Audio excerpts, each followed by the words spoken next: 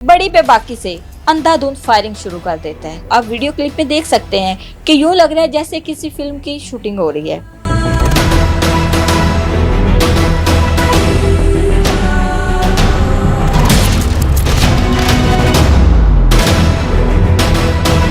बदमाश कह लें, गुंडा कह लें, मोहल्ले का एक से हमने रेंट पे जगह ली हुई थी। हम उधर अपनी फैक्ट्री थी, सरिया वगैरह मिल, स्टील मिल्स बनाते हैं। तनाज़ा कुछ भी नहीं था, सिर्फ ये उसको पैसा बता देते रहो तो खुश था, बता ना दो तो फिर वो धमकियों पे आ जाता था।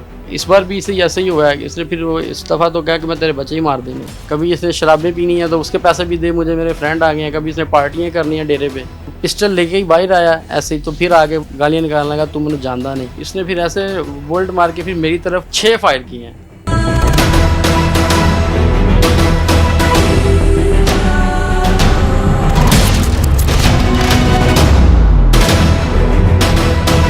इतने सख्त कानून बनने के बावजूद भी अभी तक सीसीडी के बाद भी अभी तक कुछ लोग ऐसे हैं जो अभी तक बड़ी बेबाकी से आते हैं और शहरियों पे, बिजनेसमैन लोगों पे या लोगों से भत्ता लेते हैं। अस्सलाम वालेकुम, 89 न्यूज के साथ मैं हूं सोनिया खान।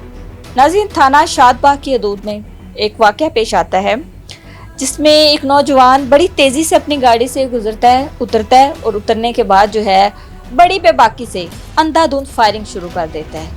ये वीडियो क्लिप जैसे ही सोशल मीडिया पे वायरल होता है तो आप वीडियो क्लिप में देख सकते हैं कि यूं लग रहा है जैसे किसी फिल्म की शूटिंग हो रही है। इसकी गोलियों की जद में एक 37 साला तौफीक अहमद आता है जिसका इनके साथ कोई मामला चल रहा था और ये मामला जो है वो खासा पुराना था। ये मामला क्या था, सारी तफसीलात जानते हैं मुतासिरा फैमिली से।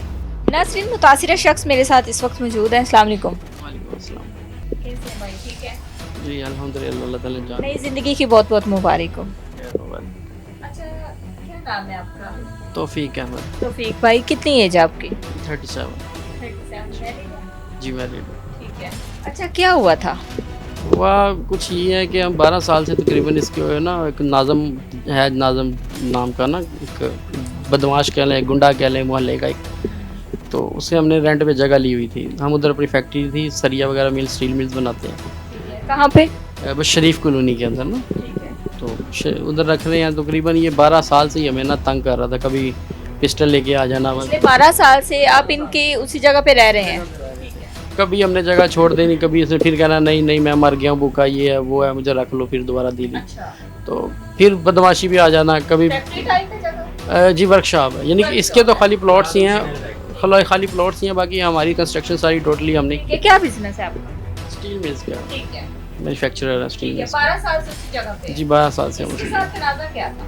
तनाज़ा कुछ भी नहीं था, सिर्फ ये उसको पैसा बता देते रहो तो खुश था, अच्छा। बता ना दो तो फिर वो धमकियों पे आ जाता था।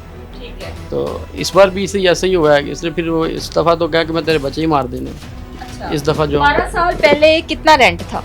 12 साल पहले रेंट तकरीबन, वो तो मुझे पता नहीं क्योंकि मेरा वो इधर मैं होता नहीं है ना, मैं जी वो संभाल रहे थे। ठीक है, तो अब जो इसका एक रेंट तय होती रकम, उससे एक्स्ट्रा लेता था ये एक्स्ट्रा लेता था, हर बार लेता था।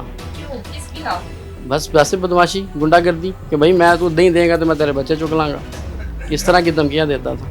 अच्छा। जी, उसके अलावा इसके डेरे पे जो इसने डेरा बनाया हुआ है, कभी वो किसी मुलाजम को हमारे जाके थप्पड़ मार देना इसने, तू मेरा काम क्यों नहीं करना यार। बिजली वाला को कहता यार मैं मुलाजम उनका हूँ, आपका थोड़ी हूँ, कभी उसको थप्पड़ मार देना। कभी कोई अच्छा। जी ऐसा ही, कोई बाहर से मजदूर बेचारा, कोई रेडी वाला आ गया, कोई उसको थप्पड़ मार देने। 12 साल तक आप ऐसे शख्स को बर्दाश्त कैसे करते? बस कुछ माली हालात भी समझ लें कि कुछ नहीं थे इतने हमारे पास कि भाई हम अपना जी, कि हम अपना थोड़ा सा एक, हाँ जी, उसको फिर एक शिफ्ट करना बड़ा सेटअप था हमारा। बस इस वजह से हम मजबूरी का नाम शुक्रिया, हम चलते रहे ऐसे ही। तो अब आगे ज़रा कोई 3-4 माह हो गए, ये यानी कि बहुत हद से ज़्यादा जो है ना हमसे लेना स्टार्ट हो गया भत्ता वगैरह। तो यानी कि गालम गलोच, वालिद साहब से बदतमीज़ी। बस फिर वालिद साहब ने कहा यार बस अब बहुत हो गया, अब इससे ज़्यादा जो हम बर्दाश्त नहीं कर सकते, तो इसके ना जगह खाली करके ना तो हम अपनी और कई जगह शिफ्ट। ये सारी जगह का आप रेंट कितना दे रहे हैं? तकरीबन बनता था कोई 2,20,000 या 30,000। 2,20,000 जी। एक मंथ का 2,20,000 ही जाता था या एक्स्ट्रा भी जाता? नहीं, वो तो एक मंथ तो वो था ना रेंट जो हमने देना ही देना था। उसके अलावा तो कभी इसने जी मेरे दोस्त आ गए हैं, कभी इसने शराबें पीनी है तो उसके पैसे भी दे मुझे, मेरे फ्रेंड आ गए हैं, कभी इसने पार्टियाँ करनी है डेरे पे, तो वो एक्स्ट्रा यानी कि उसे बदमाशी के सर पे जो लेना वो अलग है। ठीक है, क्या नाम है इसका?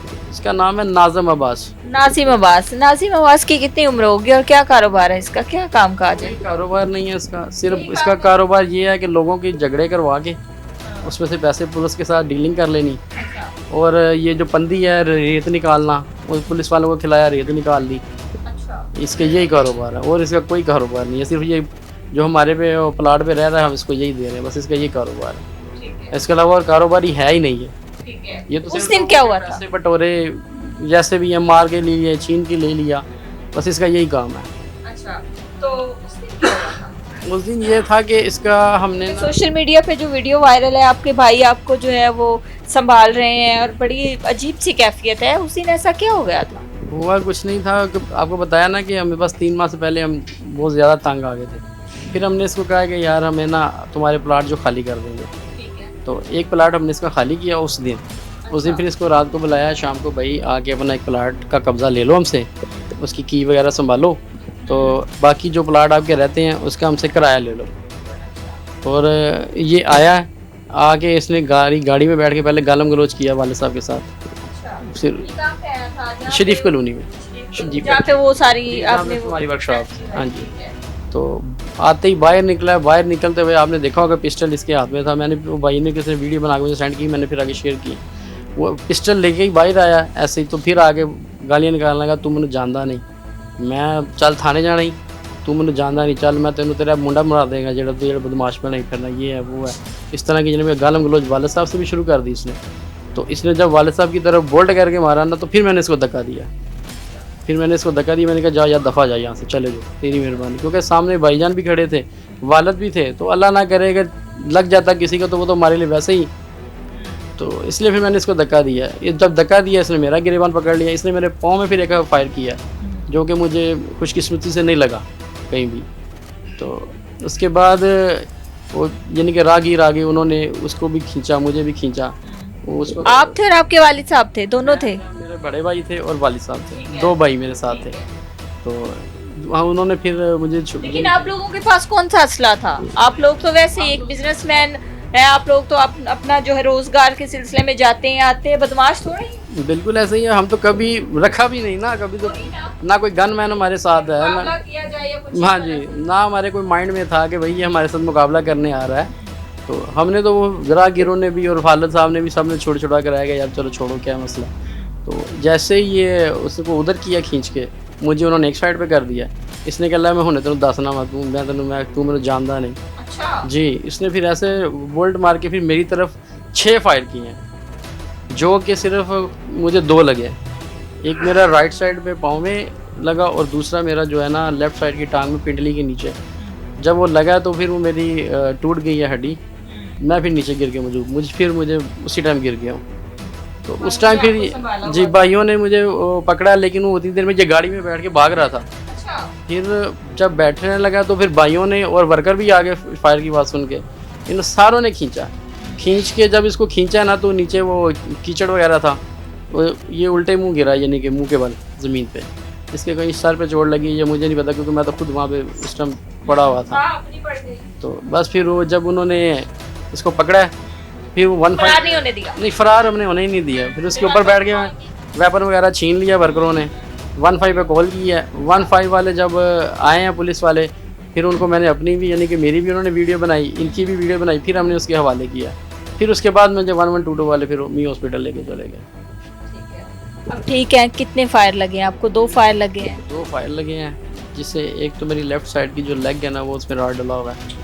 वो तो तकरीबन समझ लें कि उन्होंने मुझे 6 माह तक के लिए, तो मैं तो बेड पे चला गया जी ऐसे ही। और राइट साइड, हाँ जी बिल्कुल, और राइट साइड पे फुट के नीचे है वो, मैं यानी कि पाँव वो भी मैं नीचे रख सकता। ठीक है। और ये भाई साहब जो है ये इस टाइम अरेस्ट है? ये उस टाइम ने अरेस्ट करवा दिया। पुलिस ने कैसा ताउन किया था इस सारे मामले में? तो तफ्तीशी हैं वो अच्छे हैं, एसएचओ साहब जो इस टाइम मौजूद हैं, उन्होंने थाना कौन सा लगता है?